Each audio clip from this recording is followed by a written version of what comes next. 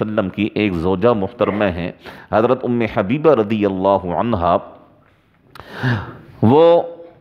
ہجرت کر کے مدینہ منورہ سے تشریف لے گئیں، حبشہ پہنچیں اپنے خامن کے ساتھ۔ عبید اللہ بن جحش ان کے خامن کا نام تھا۔ وہ خامن وہاں پہنچا، اس نے عیسائی مذہب قبول کیا اور اسی عیسائیت کی حالت میں ہی اس کا وہاں انتقال ہو گیا۔ تو نجاشی بادشاہ نے حضرت ام حبیبہ رضی اللہ عنہا کا نکاح آپ صلی اللہ علیہ وسلم سے کیا، اور نجاشی بادشاہ نے اپنی جیب سے آپ صلی اللہ علیہ وسلم کی اس زوجہ محترمہ کا وہ حق مہر ادا کیا، اور اس نے حق مہر جو مقرر کیا وہ حق مہر 400 دینار تھا۔ 400 دینار، دینار سونے کے سکے کو کہا جاتا ہے، اور 400 دینار اس کو اگر آپ اس کا وزن کریں تو یہ تقریباً 105 تولہ چاندی بنتی ہے، سونا بنتا ہے۔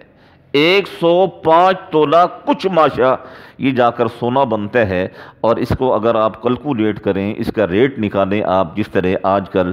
1,45,000 1.5 لاکھ کے قریب سونا ہے، 1.5 لاکھ کے حساب سے بھی اگر آپ یہ اس کو کلکولیٹ کریں گے تو یہ تقریباً 1,56,00,000 کچھ ہزار روپیہ یہ حق مہر بنتا ہے۔ تو یہ نجاشی نے اپنی جیب سے آپ صلی اللہ علیہ وسلم کی زوجہ محترمہ کو یہ حق مہر اس نے ادا کیا۔ دیکھیں بھائی، یہ چیزیں ہیں سمجھنے والی، یہ چیزیں ہیں سیکھنے والی۔ نکاح تو ہر کوئی کر دیتا ہے اور نکاح پڑھا بھی دیا جاتا ہے، لیکن کم از کم اور کسی کو بھی پتہ نہ ہو، لڑکے کے والدین، لڑکی کے والدین، کم از کم انہیں تو ان چیزوں کا پتہ ہونا چاہیے کہ نکاح کے فرائض کیا ہیں، نکاح کے واجبات کیا ہیں، نکاح کی سنتیں کیا ہیں۔ یہ حق مہر یہ نکاح میں ایک واجب عمل ہے، یعنی آپ نہیں کریں گے تو آپ گناہگار ہیں،